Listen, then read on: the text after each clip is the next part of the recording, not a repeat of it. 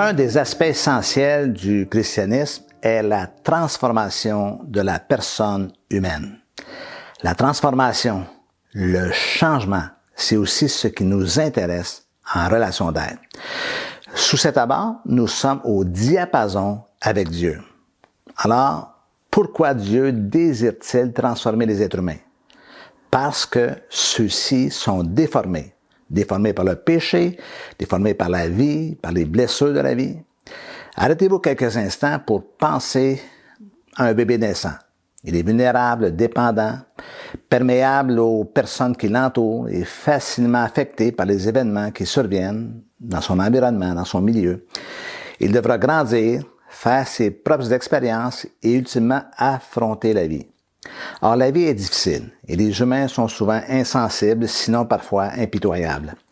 Même si cet enfant est bien entouré, protégé, il subira des injustices, vivra l'incompréhension et parfois le rejet et tout ce qui peut se présenter sur son chemin de vie. Or, ces expériences de la vie déforment toute personne. C'est vrai pour vous, c'est vrai aussi pour moi. On s'endurcit le cœur, et quand le cœur se referme, il devient insensible. Et dans ces moments, volontairement ou non, on blesse les autres, on en vient à blesser les autres, et quelquefois ceux qu'on aime et qui nous aiment. C'est la vie avec sa dure réalité qui nous a amenés à devenir parfois ce que nous ne voulions pas être. Mais il y a encore plus. Il y a cet aspect de notre nature qu'on appelle le péché et qui a fait ses ravages. Dans ce sens, nous sommes tous infectés.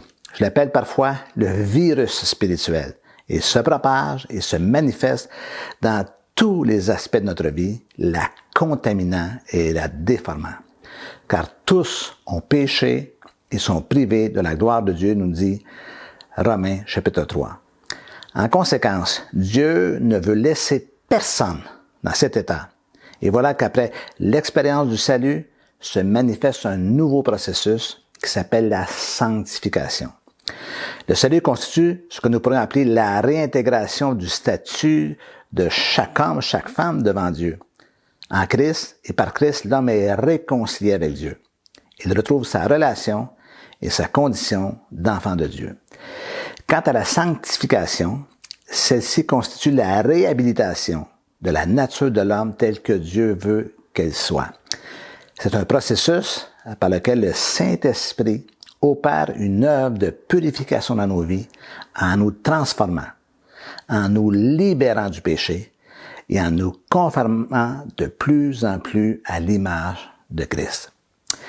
Si le salut est instantané, eh bien la sanctification est un processus qui se manifeste tout au long de la vie chrétienne. Dieu prend des êtres déformés par la vie, déformés par le péché, il les rachète et les transforme. Je dis souvent pour rigoler qu'aucun de nous n'avons vu la copie originale non déformée de la personne humaine, de ce qu'est un être humain. Seul Dieu a vu Adam et Ève avant l'émergence du péché dans ce monde. Alors pourquoi Dieu désire ainsi nous transformer? Simplement parce qu'il nous aime profondément. Son amour le pousse à agir pour nous libérer, nous réformer, nous reformer, afin que nous devenions ce qu'il veut que nous soyons et que nous puissions vivre la vie qu'il désire pour nous et accomplir son plan pour celle-ci. C'est important de bien assimiler ces concepts afin de travailler en harmonie avec Dieu.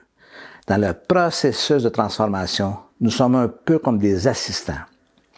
Évidemment, nous ne pouvons pas transformer les gens, tout comme un médecin ne peut pas guérir. Il applique un traitement pour que la guérison prenne place et le corps, permettez-moi l'expression encore une fois, le corps s'auto-guérit.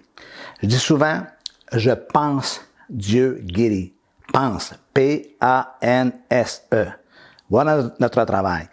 Penser les plaies. Et c'est aussi cela, aimer et aider.